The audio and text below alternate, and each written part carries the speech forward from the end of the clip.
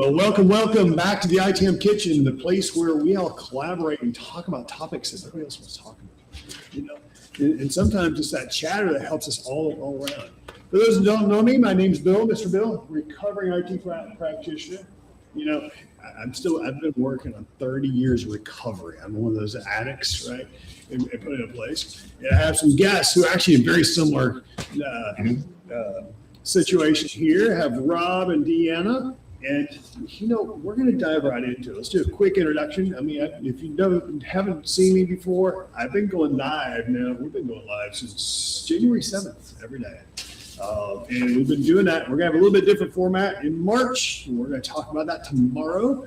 But to be able to say, okay, how can we continue to have fun? That's the whole idea behind the ITAM Kitchen. Because I'll be honest, it can be quite mundane. It can be quite mundane, but that's not my style. It's not me. That's not how I figured out how to be around here 30 years. And yes, I'm one of the crazy ones that stayed around, along with some of my colleagues. And I'll let them introduce themselves here on screen. Deanna, you want to start? Good morning, everybody. Deanna Hanegar. I've also been working with IT Asset Management, ITAM for the last 12 years. Started out in incident management and just never looked back. Why? I don't know. It's just a whole lot of fun. And I'm Rob Collins. I've been in the profession really for quite some time, 30 plus years of experience, military experience with the Marines, government experience with 2 different agencies, and then some private consulting experience. And that's it. ITAM, though, has been a solid part of my career for 30 of those years, clearly. And here we are today to kind of like come together and discuss the topics and whatnot, and bring this experience to you and share it. Absolutely. And today we've been doing this series specifically about the treasure map, how we look at treasure, look at job descriptions, and what we did is we dug into what our specialties are here on screen. And not to say don't trump the other roles. Absolutely, they're very important. But we want to give examples of how we look and portray what we do, how we do it, et cetera, right? And put some expertise behind that. And it's been around the ITAM Solution Consultant, right? And it's like, what's that mean? Well, it used to mean you're a consultant, you have a solution and put in place. We'll just say with the change of job titles and how many different directions you're going to go, today it's more of a kind of pre-sales advisory type role. Kind of move that forward. And we've been talking about this now this is going on 4 weeks. This is session number 8. We've been doing twice a week and being talked about the job description. Talk about the role, talk about how we worked into this, right? Talked about how the role actually works, with governance and which areas and the specialization, what helps you get here. Also, how do you work through some of the breakthrough? What's some of the key behaviors you work through, right? How you're building that trusted advisor. And if you haven't seen the previous sessions, feel free. They're gold. They're absolutely gold. They're going to be out there for a little bit of time. And we're going to actually take them down and actually work through them and put them back out at some point. Because the whole idea behind here is actually have collaboration where you can actually see it in real time. That's the whole idea behind the ITAM Kitchen. You're seeing real chatter, et cetera. This is not pre-recorded. This literally is live. If there's a mistake, well, I'll lose my own mistakes. I'll be good with it. That's also what makes it fun, right? Because when you go down this path, we've talked about business cases. We did that a couple days ago. We've talked about how you get the value pitch to an executive. That's extremely important. It's like, really? It's like, yes, this is real stuff. I'm not talking about the 100, 200 level stuff. I'm not talking about how do you pass off a task to a stakeholder.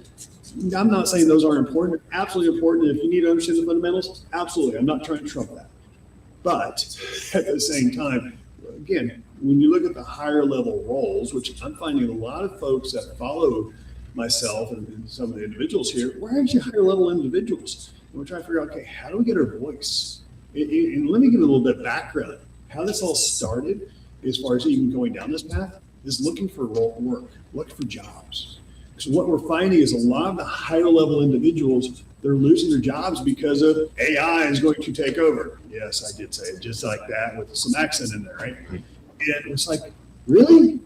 Let's talk through this. And that's why we're going through this. It's not just haphazardly having a conversation. Sometimes it can look like that. You know, I'll take ownership for that for a time. But it's being able to say, how do we look at the role? How are we looking at the value you provide? How are we articulating this? So we can make sure that everyone is on the same page when they start articulation. For example, how you look at this role with the U.S. is going to be different than how you look at it in India.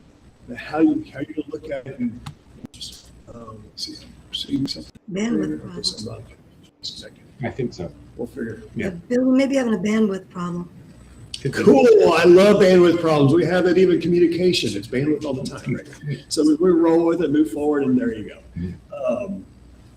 But when we start looking at this, right, how do we further refine it? How do we the next step?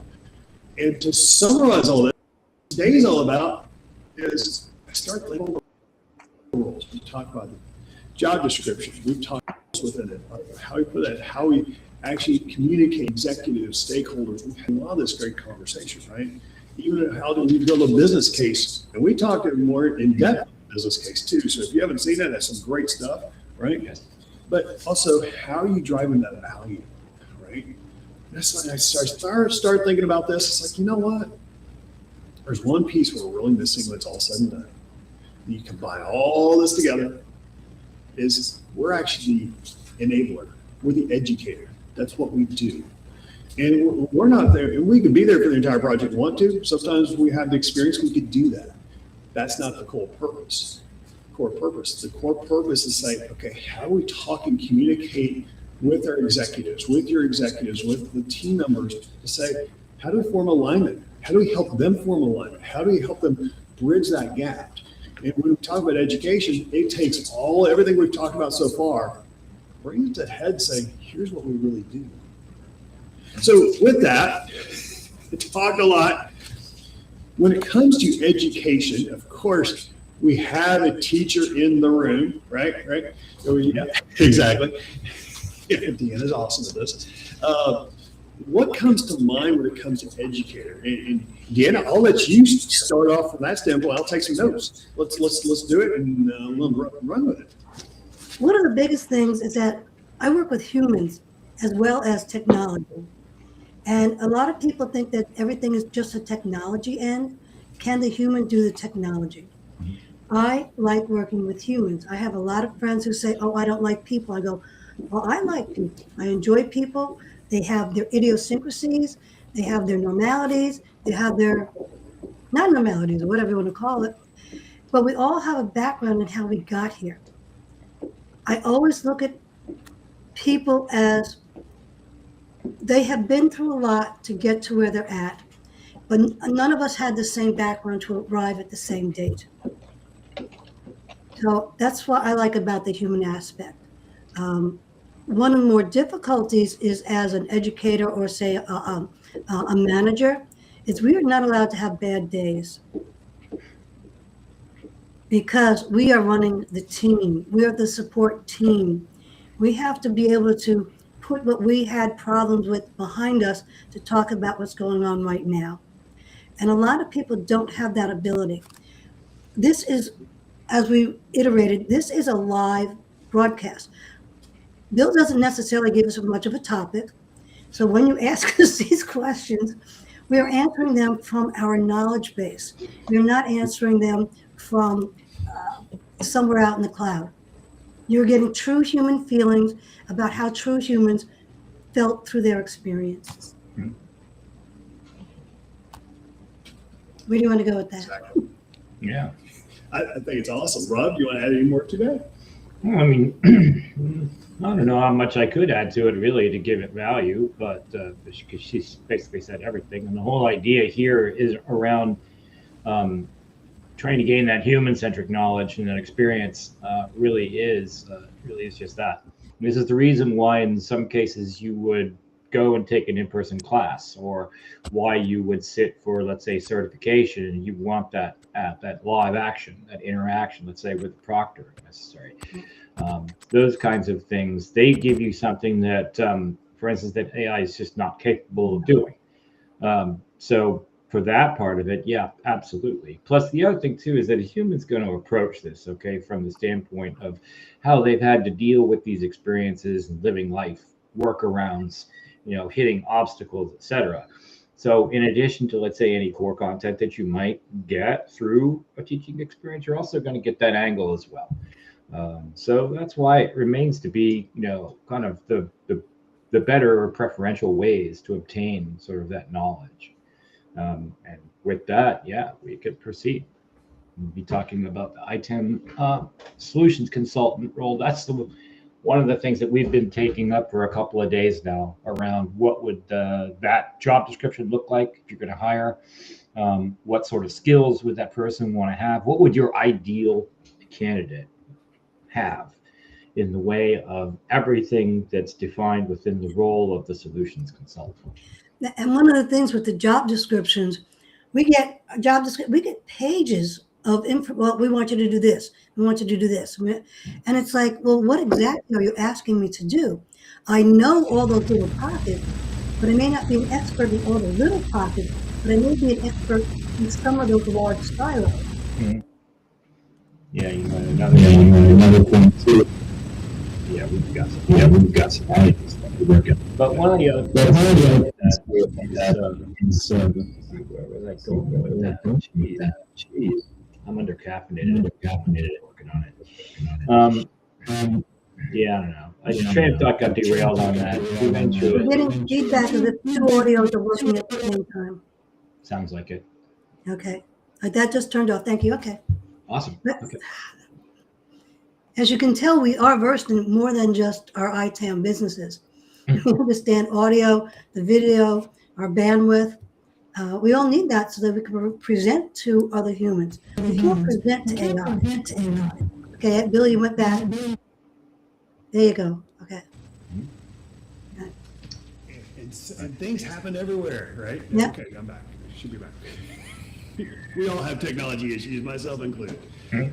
So I appreciate that contribution, because sometimes you never know what's going to happen. That's our life, right? We have to be able to adjust, right? And that's also with the educator, right? As we think about when we start educating and enabling others, we never know what the scenario is going to be. We never do, right? We have all different varieties, how we're moving forward, and being able to help adjust as we go. To the point Deanna made a moment ago, honestly, Rob, I heard like the first 6 words you said, and then my battery went out on that. So it just happens. But what Deanna said, we're human. We have to deal with the human factor. That's our life, right? How do we work with that? How do we work with that specifically? When we talk again, the solution consultant, we have to. We're all just, you think about it as a parachuting into this role, where you have to parachute in, help provide a solution, document it, and make sure we have alignment, make sure we have I'll use the word pitch, right? Make sure we align with that, business case, et cetera, as well as a proposal, and say, here you go, and we hand it off. So when you think about that, the human aspect, we're doing a lot. You said, okay, Bill, but you just said all within 60 seconds or less, right? I did. You know how long it takes to get those 60 seconds, everything I said, to complete for to help someone go that next step. And maybe you stay there for the long term, depending on what type of consultant you are, right? It's going to vary, absolutely. So as we think about this, that's the other part being an educator, is you have to be flexible and meet the person on their terms. Again, It's that connectedness, right? So let's think about that, on their terms. We have to present to people we know who don't want to hear our ideas. We're there to help what the problem is, not necessarily in the beginning massage their ego. Sometimes you have to do a little both. We have to do both. But we know all of a sudden when the person who talks to you goes like this. Oh, yeah, body language is huge. Huge. Yep. Okay. Remember, you cannot not communicate. Yep. So that's why I love that phrase from education. No matter what you do, you're telling somebody something. And where we're going with that is you have to be flexible how you communicate. Yes. We've talked about many different varieties. We've talked about ego could be involved. You could talk about a different level of expertise or lack of engagement or non-engagement. You're a master. You're becoming a master of all of this, right? Mm-hmm. You are the conductor of this entire orchestra trying to make it happen. Maybe you have to have some additional technical folks to come to the room because you don't have the expertise. It's okay to admit that, as an example, right? And your point on that part is to say, who do I need to bring in? Can I answer the question? Can I not? Or if I can't, say, okay, I need to follow back up. And then at the same time in your mind, it's like, okay, I need to go contact Bob or Jeff or whomever, right? Some other colleagues. Or in this case, maybe it's Deanna, I need your help, right? Rob, I need your help. Okay, what can we do to come together? Other team members. Yeah. And that's the part of the educator is saying, it's not about just talking. It's the listening, right? Yeah. One of the things with the listening is that there are 3 areas that we discuss, how we talk. We come from a child point of view, it's mine, it's mine, it's mine. Parent point of view, you better do this my way. Or the adult point of view, where that you talk as if you are a manager. That do not say, hey, I'm doing this because I have to do this. I'm doing this because we've learned that as an adult, because I don't work very well with either parent or child as managers, because I may not be able to give the child the ice cream cone he wants. I may have to give him a hamburger or something. As a parent, you're being dictated to. You must, you must, you must, you must. As an adult, here's a good framework you can work from. And we probably don't even realize that we do this, but I do because I've been trained in it. Rob has many other skills coming from military. I'm not a military person, so my ducks don't seem as if they're in a row, but they are. And sometimes it's more fun that way. Yeah. Without all the ducks being in a row. Mm-hmm. Right. And now one thing, if you're online, you want to contribute, please put your comments there. Absolutely. Yes. It's a two-way dialogue. I tend to forget about that these days. But it's a two-way dialogue. Definitely put something in the chat, say where you're from, et cetera. And maybe something that you have to think about from that comes to mind for you in Educator we haven't mentioned so far. So please bring that up. Absolutely. The child, parent, adult, you're right. I look at that twofold, Deanna, so I expand that a little bit further. There's one thing to listen as one of those roles. But otherwise, how are you thinking? What's your mindset in these roles, right? Because the reality is, I can be all 3. It just depends where my mind is. Yes. Right? Mm-hmm. And it's important sometimes that you have to make that relatable and be able to help the individual, help encourage them to transition, right? And that's our role as the solution consultant is how do we transition? Okay, they want to be the parent and dictate everything, which is not unusual, right? That's not unusual whatsoever. It can be an executive, it could be whoever's in trouble. It's like, okay, I need you to do X, Y, and Z very specifically. It's like, okay, that's cool, but is that the real problem? Mm-hmm. And you catch them off guard, right? Where do we want to run with that? Because I think that transition is also extremely important, how to figure out how to transition people in that relatability. I have a question around that. In terms of this, really, is it really more a distinction in style between suggestive versus commanding? Well, you discuss things differently as an adult than you would discuss something as a child or a parent.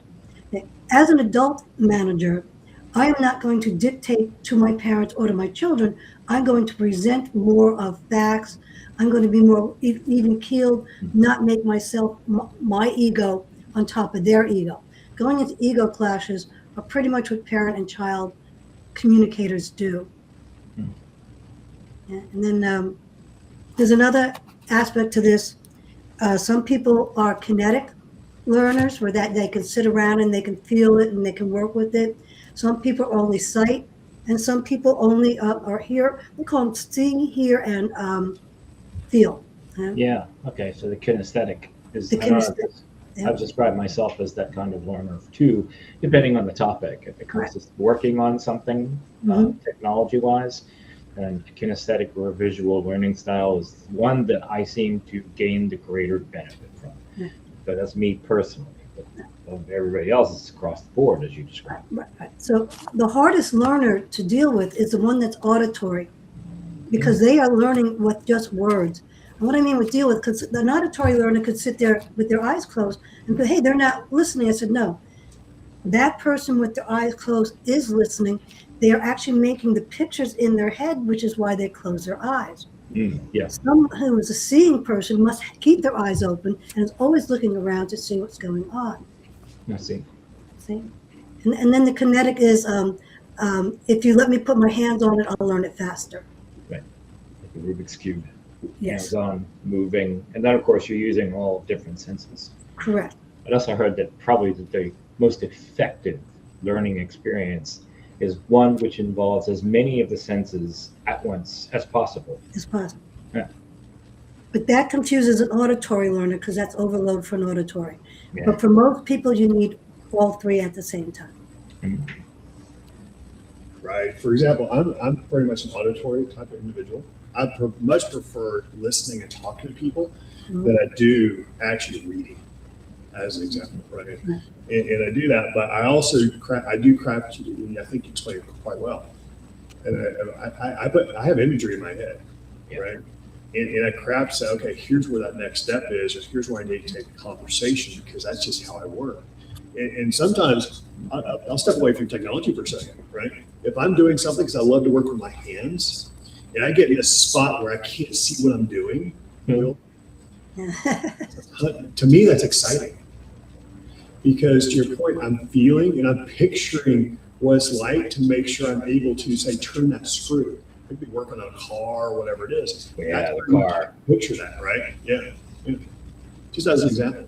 So, but I had never thought about it like that. So I appreciate that clarity, because that's just me, right? Do I know any different? No. This is just what I do, right? And it completes the task. Okay, what the heck? And I realize afterwards, I've accomplished something. It's just an accomplishment because I'm able to make that relatable, right? And our point is there, when we're speaking to people, and they're that type of individual, you have to be relatable to them, right? And work and have that conformance to say, okay, how do we work through that, right? That part. Because you also realize everyone's a little different. And maybe there's a hybrid approach that they have too. That's okay. You know what? We're human. It's not like you're selling to, or you're not communicating to AI, right? So with the listening, how we put that forward, that's extremely important, because also it's about crafting that picture. To me, that's part of the solutioning. That's how I look at the solutioning part for when it comes to the role, right? Just, okay, where's the, and for me, where I would take that and say, okay, if you're listening here, the crafting the picture. What I like to do here with the executive on the educator is craft that picture with them. Yeah. And that's a lot of fun, right? And what comes to mind when you're trying to craft a picture with, if from a solutioning perspective, you're crafting that picture with them. What comes to mind? What needs to happen from the education perspective? And I'm not talking about it's sort of teaching, but you're working with them. What comes to mind? You could say eliciting the need. It's an interrogation process, a discovery process, or let's say from a teaching perspective. You're trying to get them to give you the pain points, so that from there you can determine what solution most closely fits the need as defined through those pain points. Sure. Yep. A very subtle is when you are talking to somebody, listen to how they respond. Like, oh, I can see what you're saying, blah, blah, blah. And they go, I can't hear you. I don't understand. So then I have to change my verbiage. Instead of going, I see what you're saying. Yes, I can hear what you're saying. And as we listen to, and I have to change my buzzwords so that they will understand me. Sometimes you can be both being the same thing, but one saying, well, I feel about this in such a way. Yes, I hear what you're saying, but you don't understand my feelings. Those are real communication difficulties. And They're very subtle. And I, as an educator, need to change my way. Even if I have a classroom of people, I can say what the majority will do, but then I will come back and repeat it with the other hearing or feeling. Yeah. Absolutely. And to continue on that thought, right? When you start listing, kind of like listing, not just listening, listing, so I changed some of the terminology up here. It's also relatable because now they visually see and reckon and they realize that you actually heard them. You heard them, Correct. right? And there's something for that because it's like, oh, teacher, it's boring. You're up there with a chalkboard. I'm an old chalkboard guy. I'm trying to figure that out. Anyways, lots of chalk stories. Anyways, fingernails on there. There you go. I love doing that. There you go. Just to wake them up, okay? But when you start listing those needs and pain points, you're acknowledging that you've heard them. Yeah. Right? That's also a credibility thing because now you're helping articulate and get that communication back to them. And you're also determining, okay, how do they want to communicate? How do they need to?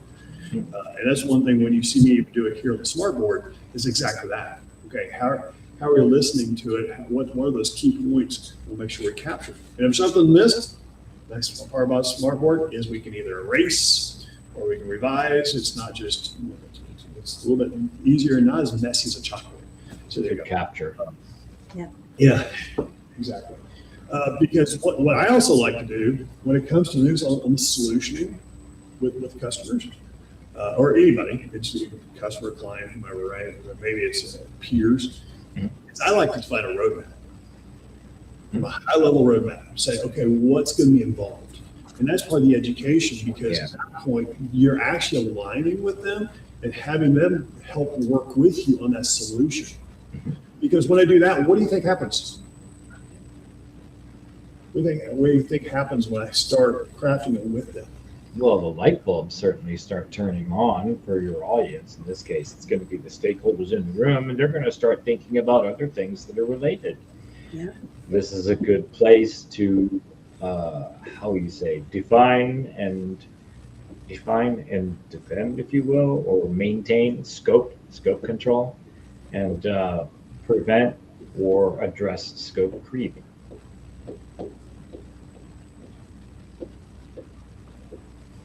That also gains you your buy-in.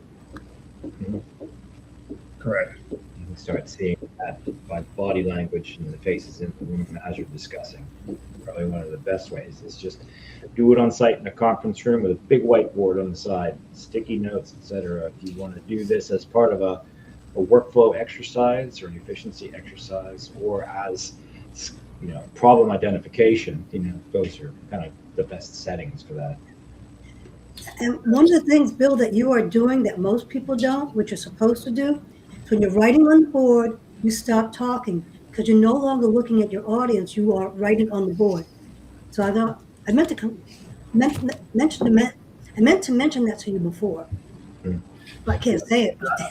I appreciate it. And for me, it's also because how my voice resonates. I know if I'm not looking at the microphone, you're not going to hear.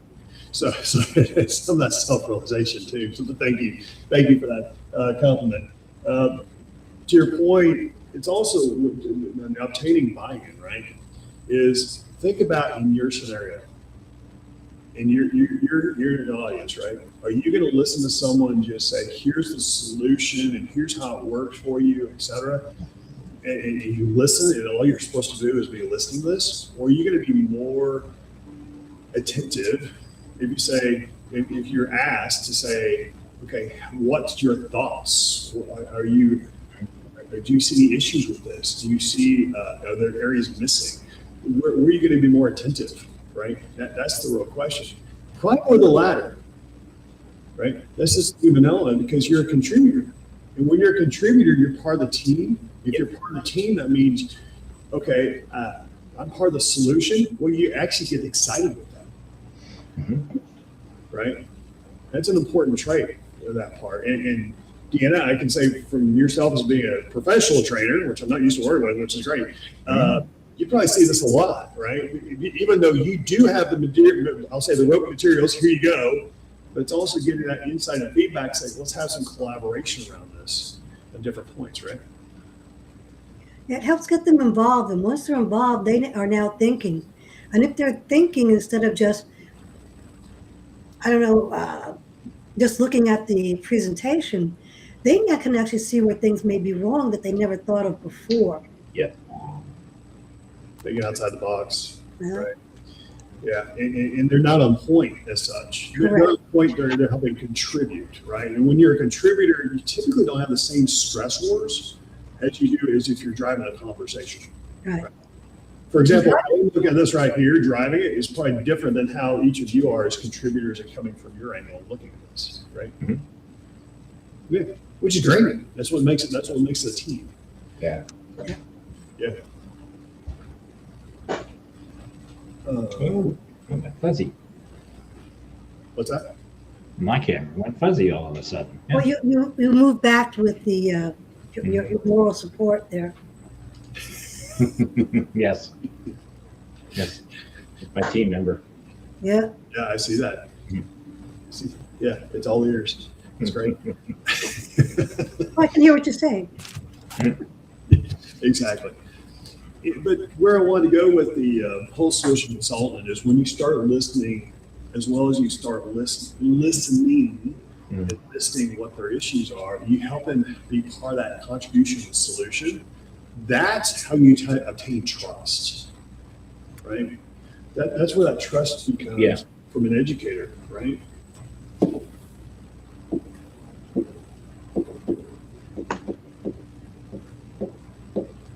And keep in mind, we're not talking about presentations. We're not talking about job descriptions. We're talking about, okay, how are we actually working with them to actually help educate that individual? Now, keep in mind, we do things like this all day long with our friends. Mhm. We have friends, neighbors, friends, etc. We do things like this all the time. That's how we trust or say who do we contact and things like that. Maybe coworkers or different colleagues in different companies. We do this all the time. But how often do we think about this with what we do there? Mhm. Right? Yeah. And it's important that bring that out and say, okay, how are you educating? Because your view absolutely can be different than somebody else's. Right? The view I have is probably going to be different than Deanna's for several reasons. It's going to be different than Rob's here on the screen, right? Oh, yeah. Because we look at things differently. We came up in different realms. Yeah. I mean, you look at myself. I came up with the IT outsourcing organization, get where I am, from end user support, right? Rob came from the military and started there. Yeah, government. We're a little bit more regimented, right? Even where I was. And Deanna came from the education path. Three completely different perspectives, but we came to that same central location. And even when we go in that same role, and say we actually have the same role, we do exactly that. Yeah. There are areas that we're going to be asking each other for help. Right? One of the things I like about that is because it takes many different spices to make a soup or a stew. Many different points of view to see around something instead of just a flat view you are looking at. Yeah. Absolutely. But that's where your network comes into play, right? So you start networking with individuals, et cetera. Now, what did I see? I see somebody just came in from Nigeria. Is that what I just saw? Yes. Awesome. It's Coyote. Hey, Coyote, great to have you back. Yes. Yeah, you never know where we're going to get people. This is great, right? Mhm. But where we're going is on this part, you're becoming an educator. You're starting to gain that trust, which means you're helping that better alignment. And at the same time, figure out, okay, how do we further evolve this? What's that next step? Because this is also where they're going to say, oh, and say there's some budget constraints that are happening. I've had this happen before. There's some budget constraints. They're going to say, oh, yeah, we're not going to be able to do that, which is typically the answer, right? Somebody says, it's just outside my budget. Yes, all the time. And say their budget's like a third of where it needs to be. Never happens, ever. No. Yeah. It does prompt, though, that if you can't do this or pursue one solution, are there alternatives, something that fits within the budget or fits within those other constraints? So if you identify those, then you can figure out where maybe you might have some room on these constraints. Like how many times did they promise you SAM Pro or HAM Pro and then didn't deliver? what you were doing was good enough, then you have to keep continuing that way. It still work. I mean, the application still works without going to the next level. It just means I have to continue the little bit of work I was going to put somewhere else. Yeah, be And that's creative. still be used for external spreadsheets. Anyways, Yep. that's all. Mhm. But you're right, it does drive the alternatives. It also does something else. It may drive the initiative to, instead of looking at alternatives, they're going to say, this is what I want, and I need to find budget from other resources to Right. actually make that happen. That's true. And that happens too. I mean, I've seen companies that in the whole scenario, yeah, it's not even close to where they need to be. And it's like maybe they only put $100K into a budget for buying a product, and they buy one for $1.2 million. Yeah. And it's like, where'd that come from? Oh, we found it. It's like, really? Found the budget. That's why I always say money's never the problem. It's the prioritization inside the organization typically is the struggle, right? Yeah. But when you're gaining that trust and work with those individuals, where I was going with this is when you're gaining trust, and maybe amongst peers, maybe you're not trying to sell the executive or anything, but amongst peers, they realize the value that it's going to provide them, provide the organization, so they can talk shop internally. And that's the important part is when we're educating someone, I'm kind of turn a little bit as we come to the last half hour, last 20 minutes here of our session, is our education is to help them sell. Yeah. It's like, we're not sales guys. Yeah, you are. You just don't realize it, right? You sell every day. It's not how you articulate it. Rob, any thoughts? Yeah, I hear every place I've been, what I hear is, yes, you may say you're not in sales, but everybody's in sales. By that, of course, it's whatever you can do through your skill set to contribute to, let's say, getting product out there or providing solutions or, growing the business or increasing it by volume, increasing the quality. So in some way, I guess everybody is in sales. And certainly when it comes to, if you're trying to communicate something and then reach an objective of some kind, then what you're doing is you're tailoring this communication in order to achieve that objective. It's been a subject of the last few that we've had, the last few sessions. And I do advise too, if you get a chance, and I'm talking to the audience, go and look at these videos we've recorded over the course of the last month or so, and watch them. They'll be subjects of interest. There's good information, so I highly recommend you go and view the other sessions. Absolutely. And we're not stopping, by the way. We're continuing on, but we're going to do a little bit different. We're going to talk about teaser. And the solution consultant, you're right. We're helping them sell to solve their problem. It's not our problem. It's their problem. Our problem is we're trying to figure out how we get more services, more product sales, things like that. That's the purpose of the solution consultant. But when we walk here, we're the advocate. We're helping them, enable them to go that next step, because the driving the alternatives, the gaining trust, that insight, when they gain the momentum, and I'll say, when that you light their spark, they're going to say, "Oh wow, okay, now I get it." They may not invite you in the room when they have the executive discussion. That's okay, right? Because if you give them enough, I'll say ammunition, et cetera, they need to talk to their executives, because there's some things that are going to be behind closed doors that we're never, as a solution consultant, we're never going to be part of, ever. Yep. And accept it for what it is. Again, these are things you're not going to learn in any other training, right? This is a master class. That's exactly what this is. And when you think about how you work with individuals, again, that communication is key, right? It took me years to figure out, okay, I want to be in the room. I won't say I don't want to be in the room. I do want to be in the room, right? But you have to realize that when they go in the room and they're able to sell it without you in the room, it's being a teacher. It's the best you can ever ask to do, right? Yeah, think of, for those out there that, let's say, think more along the lines of an engineering skill set, think of this as the equivalent or a metaphor to, let's say, black box technology. you don't necessarily know what's inside of the box, but given inputs, you have known outputs. And so if you think of it this way, that's another way to kind of frame that.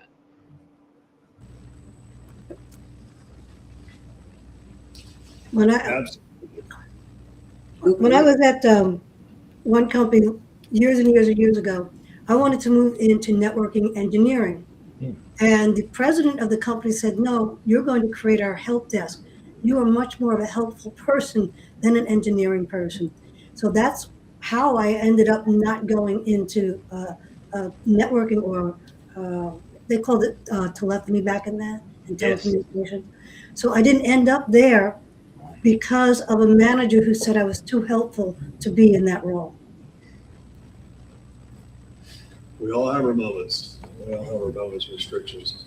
And when we become the teacher, right, we become that teacher mentor, it makes this, especially during this part of the solutioning, it's like having that student all of a sudden just excel.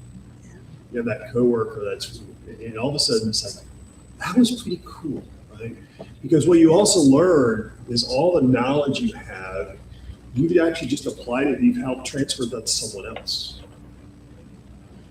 And that's what we're doing. We're helping transfer, make that happen, and go that next step. That's the whole purpose behind the solution consultant, leverage your experiences, right? And because when you start, that light bulb goes on, you create another person, another mentor in the industry. I think what we're doing right now, the whole idea is we're spreading information to help other individuals learn from our mistakes, our learnings, and our successes, right? That's the whole purpose behind that, because we want you to excel. We want the industry to excel. Because I'll speak for myself, right? And I'll let, we'll go a little rant on this and we'll come right back. Is for me, I've been doing 30 years. I see people drop out all the time because they're bored, they can't find that next step, et cetera. And I feel bad for it on that side, right? But I also know that when I hear somebody just going down and out, there's something just not right. Because I know for me, I've had the ups and downs and all arounds, and you just look at my own profile on LinkedIn if you want to. Great, I've been around a little bit. But it's also being able to say, so what? Say, okay, how can I further apply myself, right? Because that's where it's the whole idea behind the ITAM kitchen is how can we share that information? Because the information out there is noise today. And I'm just going to put my jab out there, right? You got a lot of noise. How can we work through the noise to help you, enable you for what you really need out there? That's the whole idea behind it. So that's how I look at it. It's enablement. That's why we even have a community we do for the co-op. And being able to help how we move that forward. Any thoughts on that, Deanna? Rob? I have a thought. You also need to be humble in your communication, because we are not all the know-it-alls. We're not trying to shove this down your throat. We're trying to sell you an application or a product or a solution that will work. And if our solution doesn't work, we need to take a step back from ourselves, listen to what is going on. We don't know it all, but we need to understand what they want, and we need to change our approach. And that's by lowering our own ego, even though we know this is really good for the company. Sometimes to get buy-in, we need to let them realize it. We don't have to shove it down their throats. I would say be, excuse me, realistic in your communication too. A big set of lessons that I've learned over the course of the last 6 years, 7 years, is don't try to sugarcoat the message necessarily, right? Because you'll get called out. I was called out and said exactly that. It's like, we think it's worse than what you're saying. So an adjustment to that message, projecting that realistic view. It doesn't necessarily have to be disaster, or the complete end of the world or their business, but you can communicate to them that there's a risk, and you, at very least, you will need to acknowledge this risk. If you choose to mitigate it, this is good. This is going to present value to your company, and it's also going to prevent some of those things going forward, you know?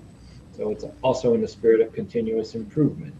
But it's necessary, though, to deliver that message to them in a polite and in a courteous way, but nonetheless not taking away from the emphasis on the trouble that the issue could be causing. Absolutely. It brings up another additional point is it also drives alignment. Yep.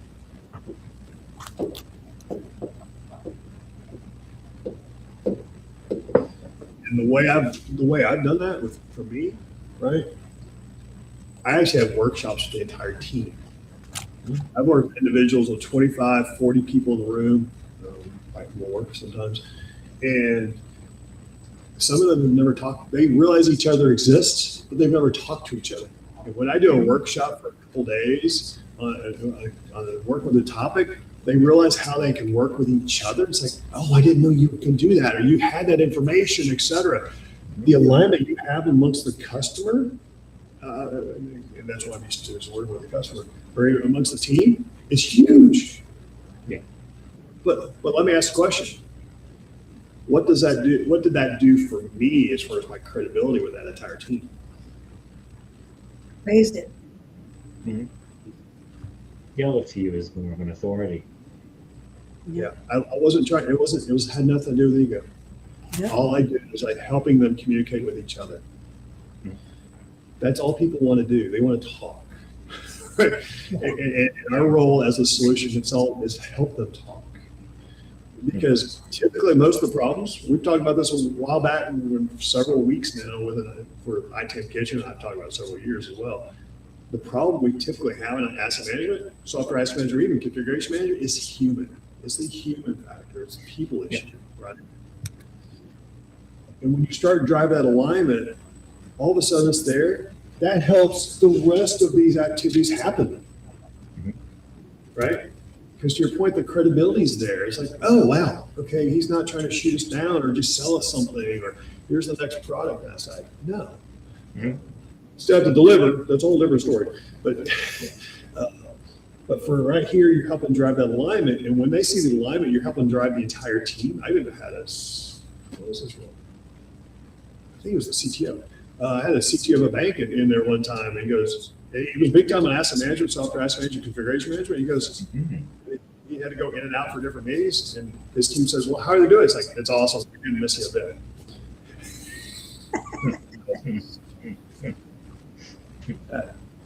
Yeah, but I say that because he goes, really? He's like, yep, we didn't miss you a bit. We have it all figured out.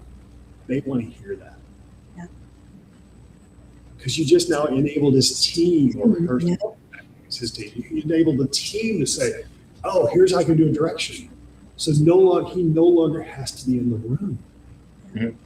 Builds that trust. Again, you're educating. I'm like, I got hair on it because I love it when stuff like that happens. Because when that happens, oh my gosh, you've done the best that you could for them. You've helped them better enable themselves. Irrelevant what side. Again, I've done it with like 30 people in the room. It's hybrid, et cetera. Doesn't matter.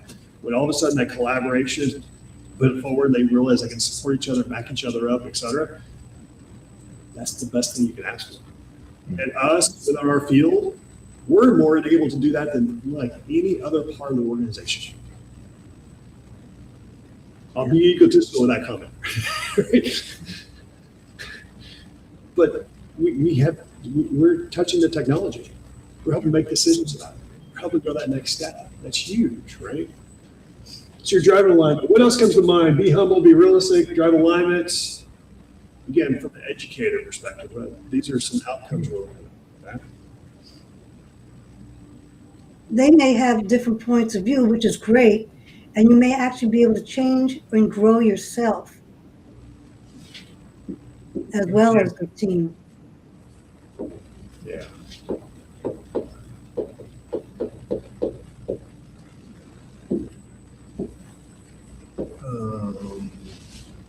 Trying to think how to put what you just said in words.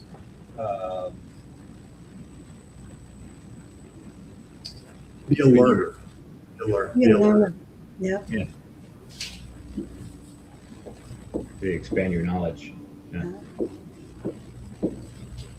On that point, every environment I've ever worked with, any environment, I'm always a learner. Every time. That's why it's never boring for me. This right here. You forget about all the rest. That right there is the secret sauce for me. Mm-hmm. When you see me as a learner, all of a sudden, oh, I didn't realize that, and we figure out what the solution and we learn from it, I'm as excited as they are. Yeah. I learned something new, right? Don't we love learning something new and realize we're on the same page as everyone else? Yeah. That's what you could ever think about. Or ahead. Mm-hmm. Be the first. Be an early adopter.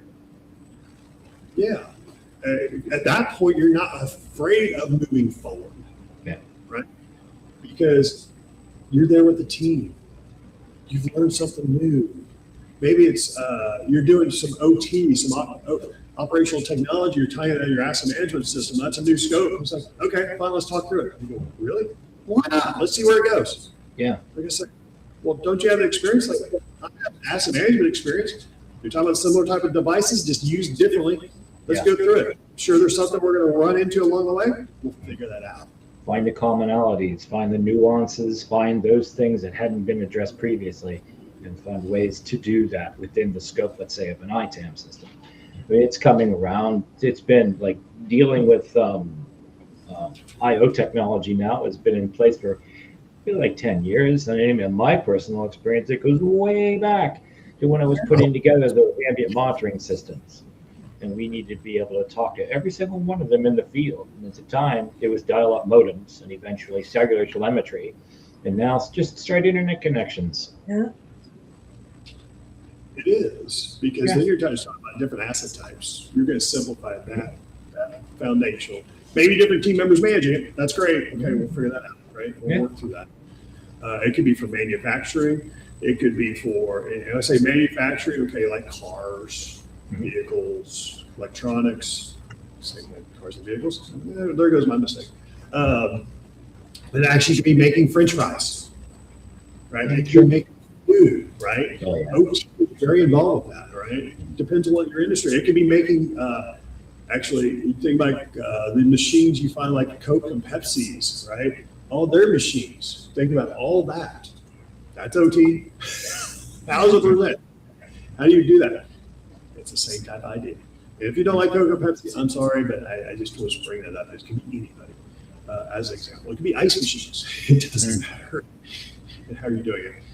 But where I was going with that is when you start thinking as a solution consultant, you put it in place, you're humble, you're relatable. That's another word right there. It's about line. At that point, they're going to say, where do I sign? Right? Mm-hmm. Where do I sign? Selling yourself.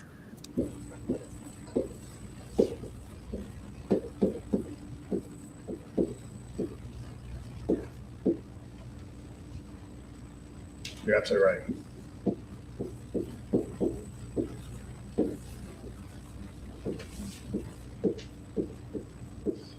And keep in mind, we're intermixing some things here between our experiences as far as the role, as well as what you're going to do day in, day out within your role. That you're going to use hybrid pieces of this. As selling yourself, you're doing that all the time. And keep in mind what we said before, I can't sell. You absolutely do sell yourself. Yeah. You talk about every piece we're talking about. You do it in your own dimension. Don't shortchange that. You may not have the 30 years experience. You may not have 5 years experience. You may be working on the 18 months of experience. That's great. Welcome, man. Welcome to the family, right? Yeah. It's also to raise your hand and say, okay, what else can I do? How else can I help? How can I be a learner? How can I further grow? And that's the important part, is to keep that open mind as we work through this. Again, we're talking about the solution consultant. It could be hardware, software, asset manager, configuration management, anything. And you have to know some idiosyncrasies. But look at that. When it's all said and done, and where you assign, it's not just selling. This could be an internal sale. It's not even talking about coming in as an external consultant. Right. One of the other things. That's right. Go for it. You need to appreciate other people's strengths and weaknesses. Yeah.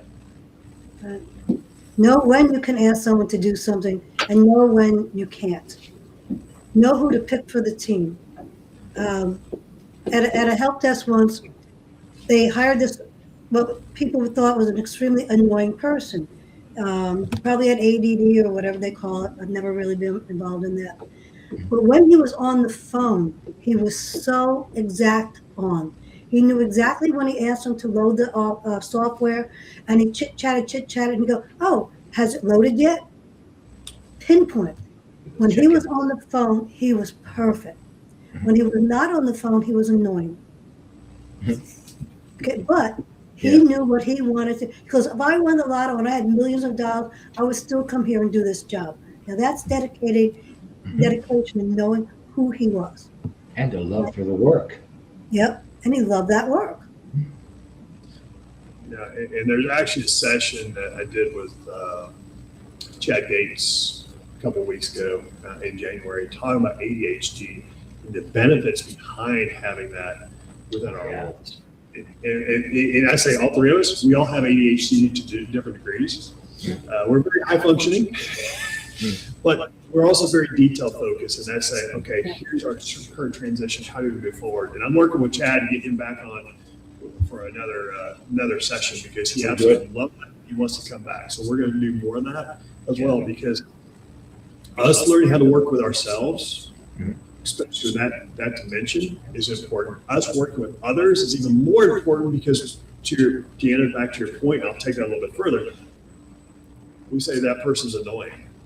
That annoying person may be the salvation that we need to actually solve the problem at hand.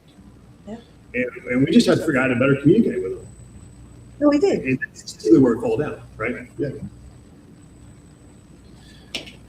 So I'm looking at the watch. Oh my gosh, we're at the top of the hour already. Quick. You know how the place goes, right? As we come up, a wrap up, we're going to put a bow on the treasure map series at the moment. Yes. We may come back next month, which could be totally booked with something else. We're going to do it for 3 days versus 5, and we're going to have a lot of fun. And if you want to be a special guest on that, if you feel free to reach out. We're happy to have you on that. We're going to intermix it a little bit more on that part with different individuals, which I think you're going to have a blast because we'll talk about that. We'll talk about that today, right? But we're coming to that. But for the bow on what we have today, the treasure map. How do we move forward? We've gone now through 8/9 sessions, including the one we did in January, right? Talk about the role, how you look at the role, what you perform in the role, the different tasks within the role.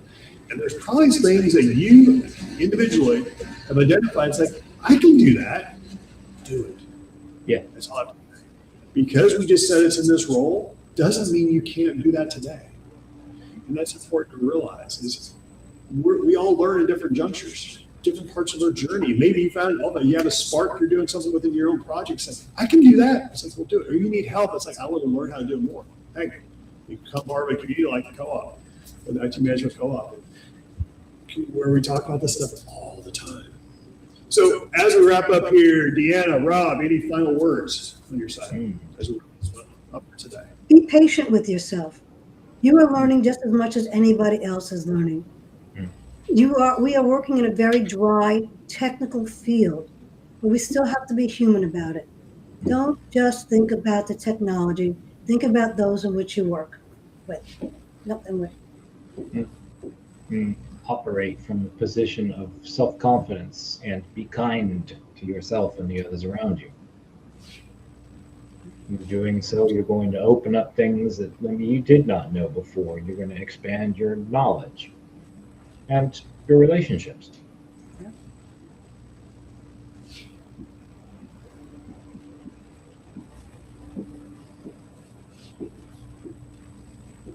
I'll say expand your skill set.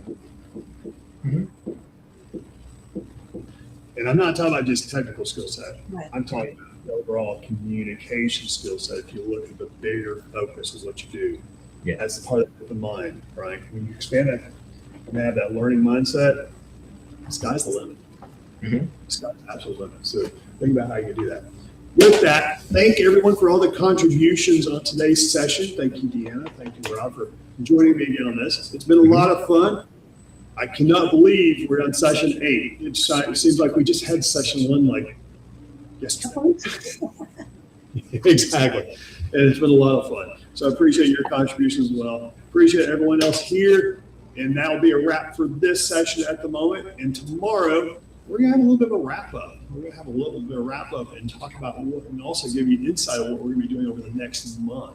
So make sure you make tomorrow 10 a.m. Eastern. And if you want to watch it still here on the LinkedIn channel or YouTube, it's your choice there. And want to make sure that you are part of the solution, right? Because we're doing. Hopefully he comes back in a moment. I know we're still on air. Yes. Here we go. Turn your camera on. Almost there. Technology. This happens all the time. It's just keep me on my toes. What can I say? Stay flexible. Exactly. You got to be flexible, whatever it is. And that's the whole idea here is what can we do? We're not perfect.